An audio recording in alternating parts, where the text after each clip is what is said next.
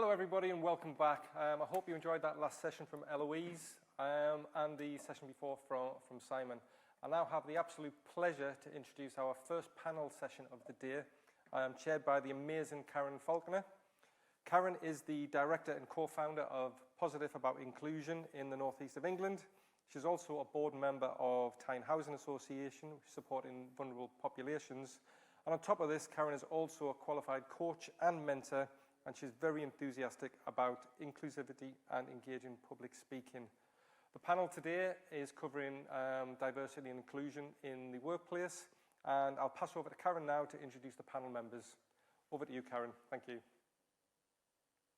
Very much. Good morning, everyone, and great to hear from Simon and Eloise this morning too.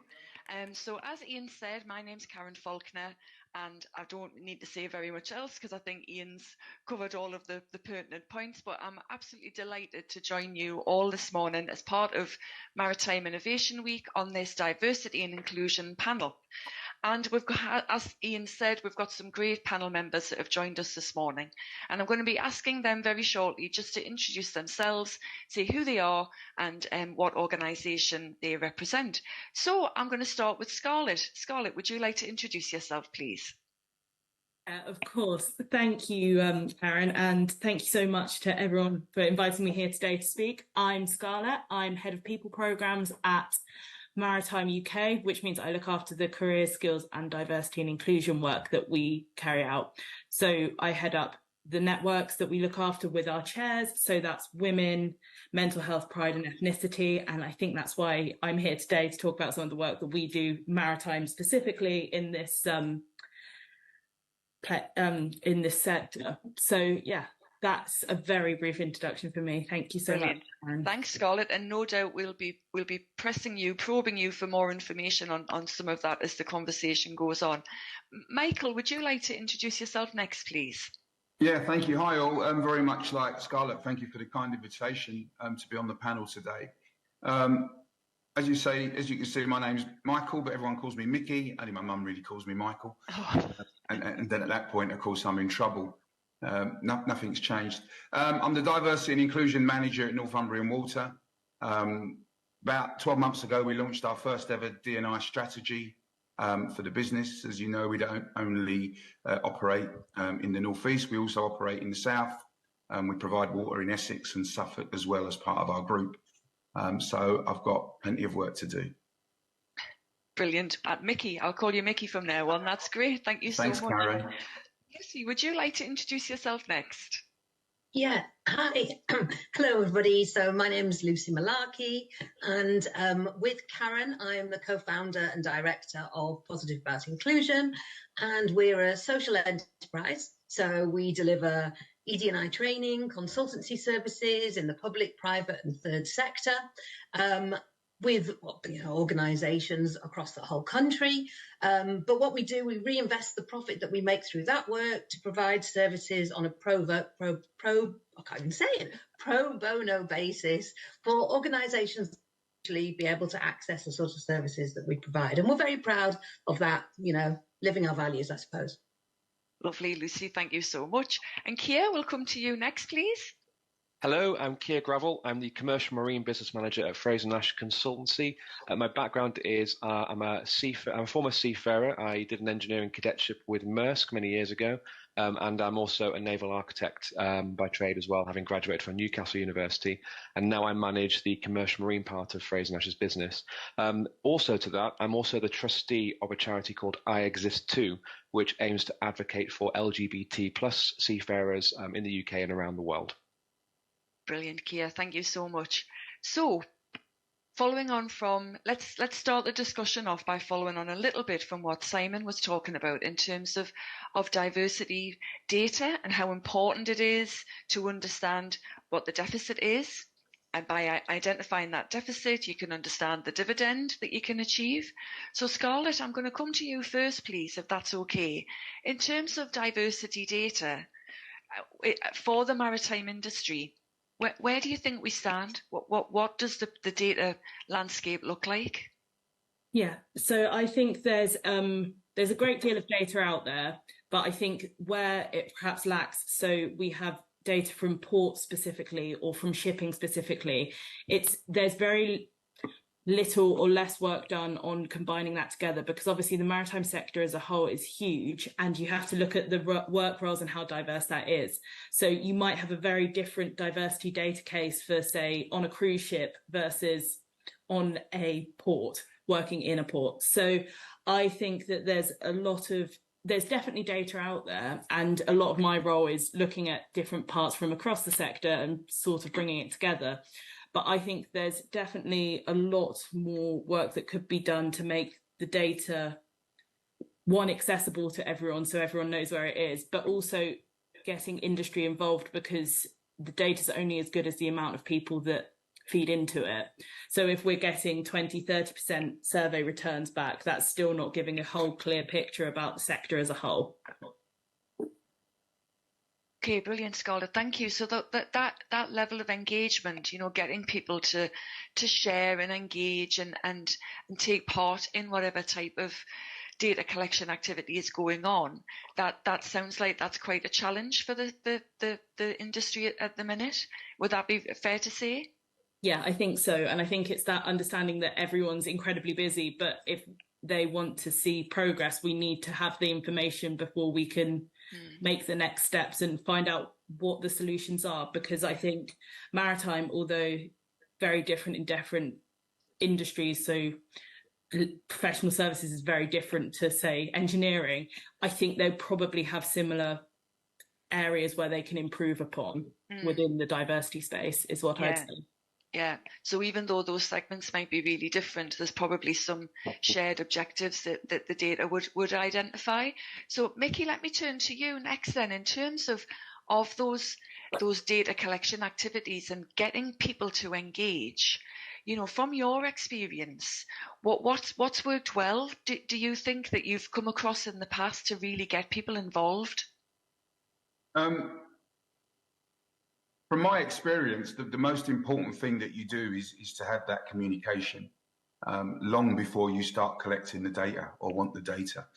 So one of the things we did as part of our strategy, as I said, when we launched it last year, was we started a campaign called Safe to Say, to start to have that engagement and conversation with colleagues, to get them to understand why we wanted to collect the data in the first place.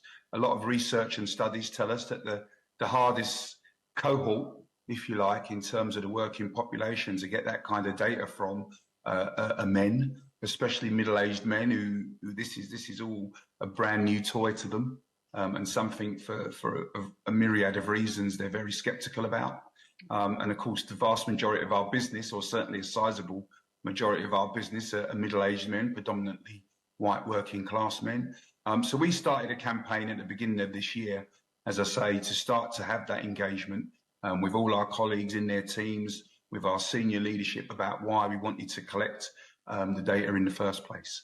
Very interesting. 3 weeks ago, for the first time in the history of our business, we gave colleagues the opportunity to give us a bit more information about themselves other than gender and age, which of course they have to do for payroll purposes. So my biggest advice would be to make sure that you plan and you have a strategy for how you want to collect that data in the first place. And you make sure that colleagues, and dare I say, in terms of other industry stakeholders, are aware of that and a part of that. In a past life, I've seen it done, and I've seen it done really badly, primarily because it's just been foisted upon people. And then they get hectored and pressured to then do it without having any background to it or information as to why it's being collected, and the security of that information as well. So my biggest advice is to plan for it, strategize for it, and make sure you engage before you start asking people to click that button. Yeah, that's such good advice, Micky, in terms of that wraparound. It can't just be kind of introduced in isolation. There's got to be some wraparound that goes with it to build that trust and to build that level of understanding. Lucy, from your experience, is there anything else that you would add to that in terms of getting the right type of engagement? I think everything that Micky said there is so important. I think the other thing as well, though, is the follow-up. So there's that bit before part, and then there's that bit after. And that bit after is about legitimising the interest. People need to see that actually it's been worthwhile them providing you with that information. And, you know, my experience would suggest that you do that the first time, you then legitimise the interest from collecting that data the first time, and you will get more, better engagement the second time. So being able to demonstrate what you've done with it in that, you know, anonymized way, but in terms of improving things that you've done, changes that you've made, that's really important as well as part of that whole wraparound of what you do. Absolutely. I think being able to go back to people with valid, interesting, useful, important ways that you've used the data that you've collected in a kind of you said we did type of way really does help to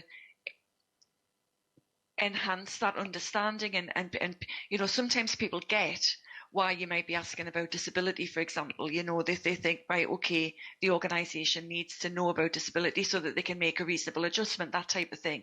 Some of the other areas that we collect data on might be a little bit more difficult for people to get, but sharing that kind of information afterwards really helps to make that clearer. And I think, you know, just to add something from my experience, I think having role models within the organisation who, you know, people within the leadership team or people who are well respected, who understand why the data is being collected and can have those conversations day to day with people to overcome any objections that they might have, that can really add a lot of value as well. So, you know, just on that topic of leadership and role models, if you like, Keir, I'm going to ask you, in terms of leadership and role models, you know, what do you see within the industry now? What would you like to see? Is that an area that you think is important? Absolutely. One thing that I've noticed over the past few years, especially, has been that that people have been talking about this a lot more, general diversity inclusion a lot more. At the beginning of my career, which is a little while ago now, it wasn't spoken about as much. So I've kind of had to work out my route and what to do and how to act as I've gone through my career. And now that I am in a position where I can actually, you know, have a leadership role, I've tried to use those lessons. One person said yesterday that we've got 2 ears and 1 mouth, and we should probably use them in that ratio. And that's one thing that I've been trying to do is listen to people, because, you know, I'm only one person. I only have my own experiences. So listening to other people is really, really important. And that's what we've tried to do at Frazer-Nash as well. We have various different employee resource groups that I use to gather people's thoughts, opinions, and feelings about those different aspects of diversity, and they get fed into the senior leadership team. Each one of them has a senior leadership team sponsor, for example, and it's really nice to see that a lot of younger engineers in our company now have that direct access as well to people relatively. Because when I was a young engineer, there wasn't really a link up to the more senior levels of a business, and they were all very scary people at the top that you didn't want to talk to, because I was only a graduate at the time or whatnot. But actually, one environment that we fostered is that kind of, well, everyone is, we're all just people. You can talk to people no matter what position they're in, and they're going to be open, and they're going to listen, and they're going to empathise, and they might not understand straight away about everything, but they've got a keenness too, and I think that's where we are at the moment, and it's been a huge improvement. Yeah, that's brilliant. So you think in terms of the staff network groups, those employee resource groups, having that senior leadership sponsor has helped both in terms of profile raising, but also just giving newer members of the team access to people at a higher level in the organisation. Exactly, yeah. And it helps people in the higher levels of the organisation actually understand more as well, because, like I said, they're not necessarily going to know everything straight away, but they've got a really great resource here where they can ask a question if they need to, if they don't understand something. Yeah. No, that's brilliant, Keir, thank you. And in terms of leadership and the importance of having visible role models that are championing the AD&I cause, Micky, is there anything that you can share in terms of your Northumbrian Water context or in your previous roles? Yeah, I think one of the first things I did when I joined Northumbrian Water, which is only 3 short years ago was I looked at our leadership and I looked at our leadership demographic and got as much information about what we call our executive leadership team and took a punt that they needed a bit of education as well. So what we started to do was to start to bring in different experts, based on their characteristic and obviously their subject matter, to talk to our leadership team and make sure that they had as much information as they needed to have in order to be champions of the cause, if you like. We've got fantastic split on our leadership, almost 50% in terms of gender, but we've got no ethnicity, very, very small majority in terms of disability, wider disability. So as I said, I took a gamble that maybe there were characteristics and dare I say, strands of diversity that they didn't know much about. And it was really interesting. We did an exercise with them where we asked them a lot of questions about their life, their lived experience, their friendships. And it was no surprise that in many, many areas when we talked about diversity, they did not have a lived experience or a close connection. So it was really, really important. And we're really pleased we did that session because as far as I'm concerned, if your leadership doesn't reflect your diversity or the diversity that you're striving for, it's really, really important that they do become role models, but they also know what they're talking about. Yeah. Because there's nothing worse than having leaders who are talking the talk and not walking the walk. Yeah. In terms of the confidence or the lack of confidence that then flows through the business. So I really want our leaders to lead in all aspects of our industry and in terms of our business, but making sure that they know exactly what they're leading on and they buy into it as well. Yeah, and I think that education piece and the approach that the leadership takes to that is so important because none of us knows everything, and I think being able to be vulnerable about the experience and the knowledge that we don't have is really important. And sometimes I think traditionally our leaders consider themselves to be. They have to know everything about everything to hold that position of authority. And in this space in particular, that isn't the case because none of us knows what it's like to have the lived experience other than the one that we've got. Yeah. So, it comes back to Keir's point about, 2 ears, one mouth, use it in that ratio and being open to whatever learning opportunities come along and showing that vulnerability and that willingness to learn. So, Lucy, Scarlett, anything that you would like to add in terms of that leadership side of things? Shall I go first? I think leadership is absolutely critical, and I totally agree about that. That self-awareness, can be a real superpower. So being self-aware is so important. But I think as well, what an organisation mustn't lose sight of is the role of the middle managers. Well, all people managers actually in any organisation are absolutely critical, because really it doesn't matter how the exec team can be, how wonderfully articulated your policies, your website might be, if the people who work for you don't feel it.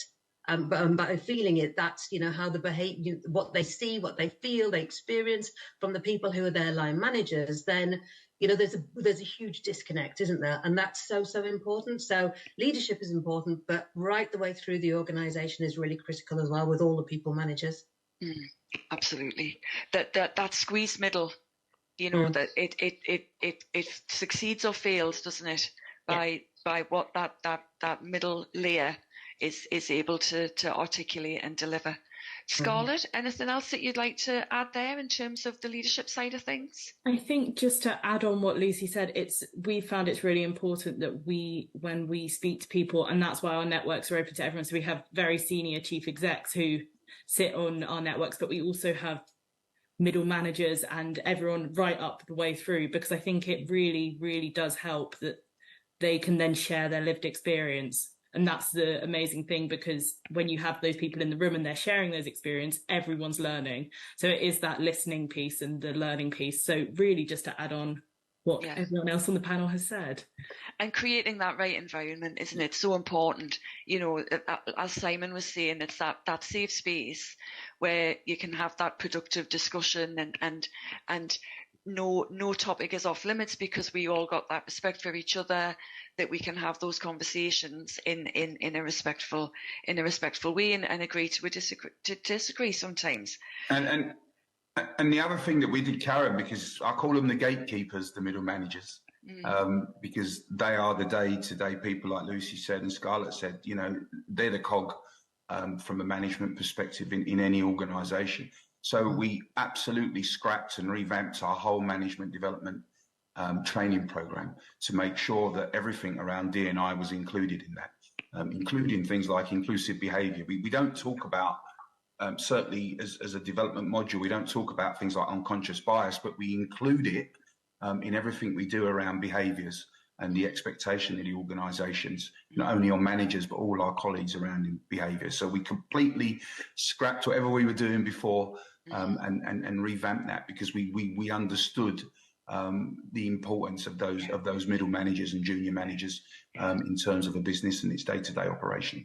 Yeah, absolutely. And I think, you know, the gatekeepers is a great phrase, Micky. You know, that's exactly what they are, you know, and we've all come across examples, I'm sure, from our own experience of people who do that really well and people who don't do that so well. And, you know, investing in that level is definitely something I'm sure you'll see some return on that investment, without a doubt. So I'm going to move us on to something that I know we've all got some strong views on, because this industry is so diverse in terms of the different segments to it. You know, it's such a varied group of organisations, stakeholders, all working together that are under that umbrella term, if you like, of maritime. But, you know, when you break it down into the segments, the subsections, you know, they're all so different.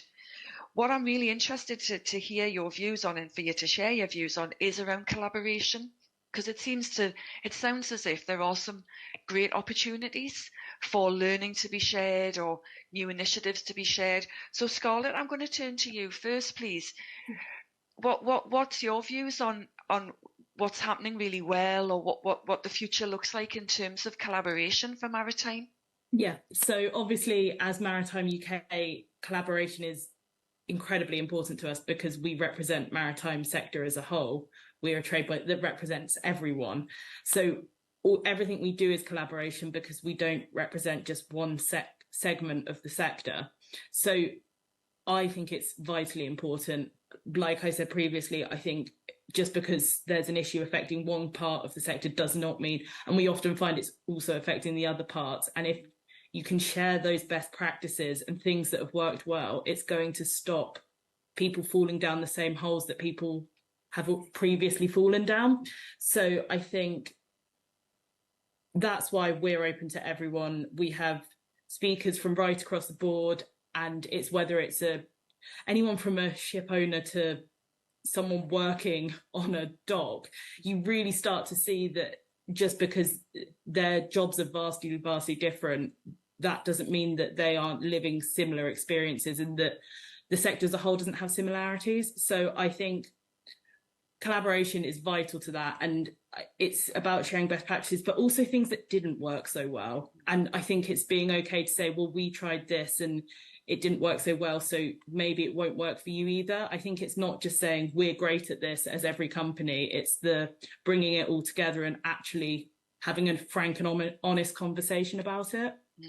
Yeah, that's such an important point, Scarlett, because I do think sometimes in the ED&I space, when it comes to collaboration, it is a really collaborative side of things. People are willing to share because and they're very open and honest and authentic about sharing things that haven't worked so well, because we don't want people to make the same organisations to make the same mistakes necessarily. So Keir, from your perspective, you know, Frazer-Nash as an organisation, one of the key stakeholders, you know, you must engage with so many different parts of this industry. Yep. What are you seeing in terms of collaboration? So collaboration is important in two different respects. So there's obviously the intercompany and inter-organisation collaboration, because we can learn a lot from each other as well. And as I say, Maritime UK has been really good with that. So I've been on a few of the Pride in Maritime discussions there, but obviously there are other groups as well within that, and that's been really useful to see where other companies have gone, what lessons they've learnt.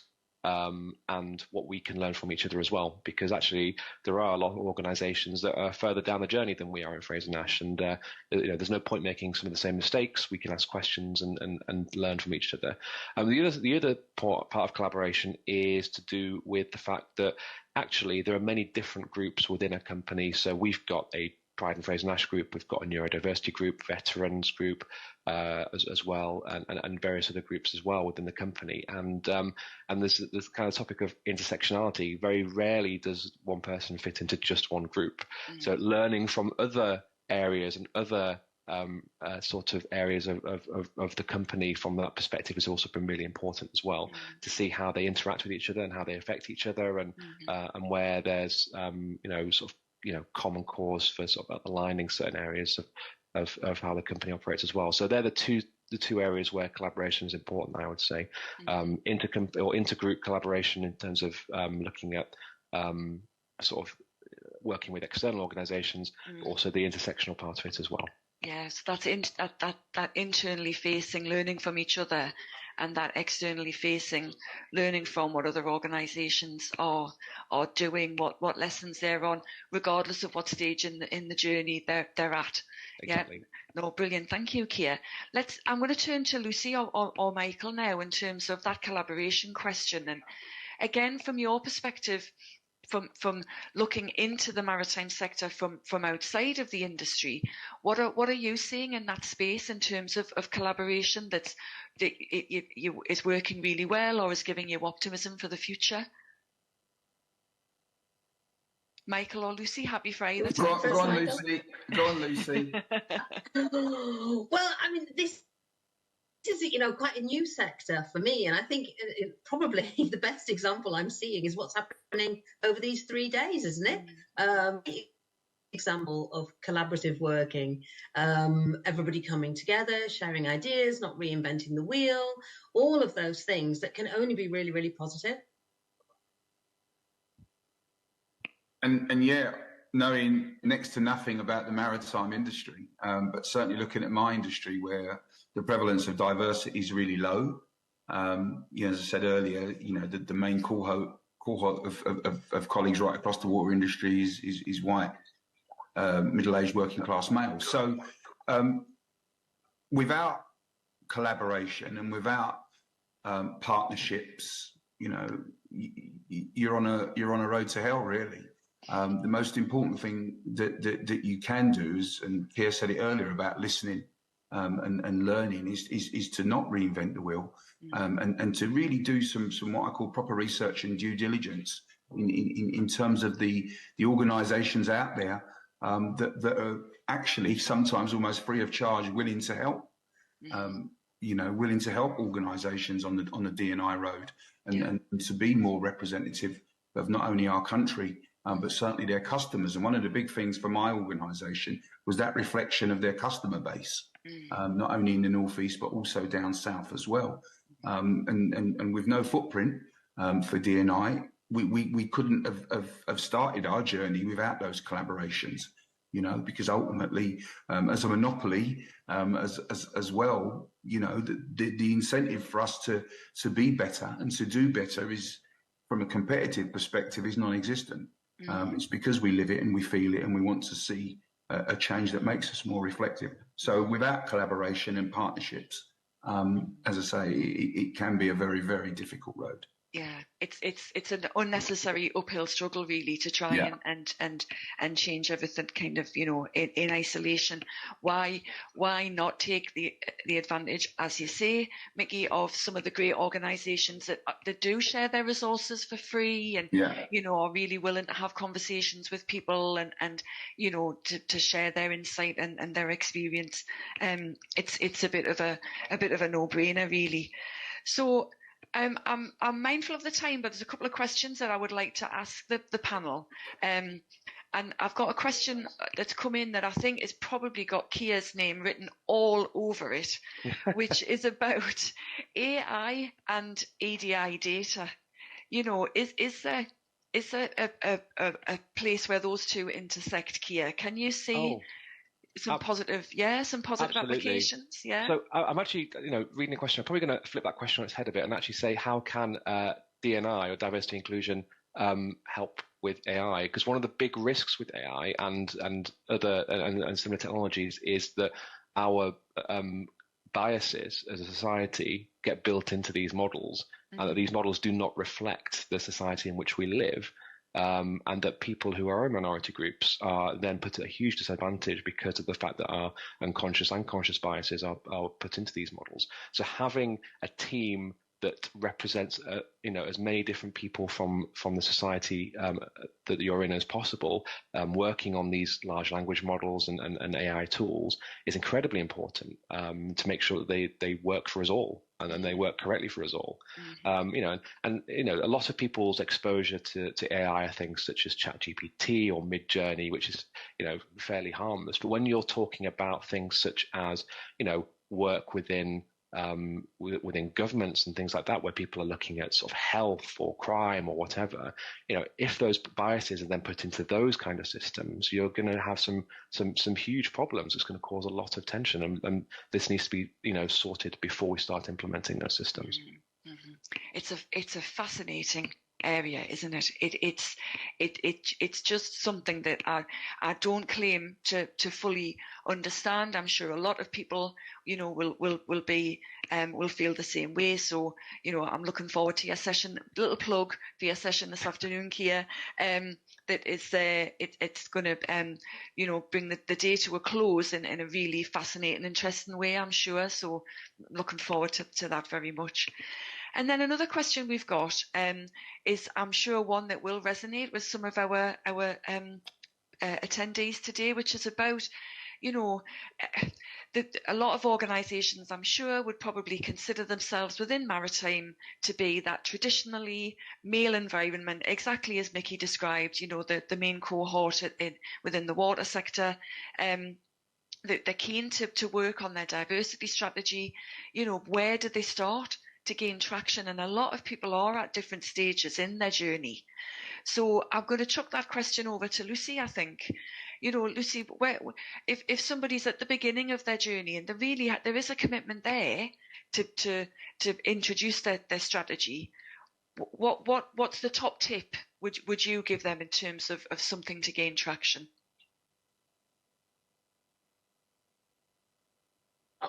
First thing, getting that position statement. So doing a thorough audit is a really good place to start. So where are you now? Because I think it's a bit like that old Alice in Wonderland thing. If you don't know where you are, it's much harder to recognize where you need to go. So I'm thinking about Alice in Wonderland meeting the Cheshire Cat and all of that. So I think doing a real audit, but not just an audit of what you do, so what your policies look like, what your recruitment practices are like, whether you've embedded impact assessments, all of that sort of stuff, but doing a real audit of how it feels in the organisation as well. So what do your people really think? What's the culture like? Do they feel that sense of belonging? Listening to understand, going back to Keir's point, you've got two of these and one of those. So you're really listening to understand how your people feel. And alongside that, of course, that initial step is looking at the data, with the caveat that, as Micky said before, you've got to do that preemptive work. But I think when you really are starting, you need to do that whole systems approach. Because getting D&I right isn't just about what you do, but it's also about how you do it. So you need to cover both of those elements. When you know where you are, that'll help shape how you get to where you want to go to. Brilliant. So that's your top tip, Lucy, for anybody at the start of their journey, is to get that position statement so they understand where they're starting from. Brilliant. Scarlett, Micky, is there anything that you would want to add there in terms of a top tip for somebody at the beginning of their organisational journey? Scarlett? Oh, thank you. I'd say, from a Maritime UK point of view, is to talk to us, because we have a number of toolkits and resources that are on our website free for anyone to access, and they really help and case studies and that sort of thing. So hopefully that would be my, but I know that's sort of a self-nomination top tip, but we really do have resources that can help. So also get in touch, because even if Maritime UK can't directly help you, we have a huge network of people who are doing D&I work that we can point you in the right direction for someone to help. Yeah. No, I think you're perfectly entitled for a shameless plug there, Scarlett. Those resources are there. You know, I've looked at the Maritime UK website. There's useful resources there that would help anybody at any stage of the journey, really. Micky, was there anything else that you wanted to add in terms of a top tip? No, I absolutely concur with everything. All I ever ask people to do, especially in industries where there is little or no diversity to start with, to have some patience and think mid and long term. In much of what we do in any industry is we have measurements and we have time scales and people want to see outcomes yesterday. Diversity doesn't work like that. Inclusion doesn't work like that. It's a mid to long term project almost. And sometimes organisations throw a lot of resource and capacity at something, and if they don't get immediate results, there's that not only disappointment but sometimes abandonment of things that are actually good. So I often say to organisations to build it in the right way, much along the lines as Lucy said, but also to have a lot of patience and empathy and understanding about not only the journey but the outcomes you want and when you want them, because it's quite complex, as we all know, and it's not an overnight success thing. It's probably not even a success thing, as I said, within the first 3 to 5 years of when you start to build it. So patience is really, really important. Yeah. And just having faith, isn't it? It is just having faith that you're doing the right thing for all of the right reasons, and that success won't come overnight, as you say, but you know, have faith and be patient. Well, I think that's a lovely note to end on, actually, in terms of the discussion that we've had, and you know, I'm mindful that people are about to go into a break. So I just want to say a massive thank you on behalf of Maritime Innovation Week for all of you giving up your time for the panel this morning. I hope that all of our attendees have enjoyed it. Thank you for the interesting questions. Thank you for giving us your attention this morning, and do please enjoy the rest of the day. Thank you very much. Thank you. Thank you, Karen. Thank you. Thank you. Bye-bye. Thank you very much to Karen and the panel. That was an amazing session. There are 5 fantastic people doing some amazing things in the industry, and we can all learn something from that session. Please take advantage of the online resources that Scarlett mentioned. And just to echo what Karen said, Keir is back on screen this afternoon doing an AI session, which I encourage everybody not to miss. So we're going to take a short break now for about 15 minutes. We'll see you back at 11:55. Get the kettle on, get a cup of tea, and we'll see you again soon. Goodbye.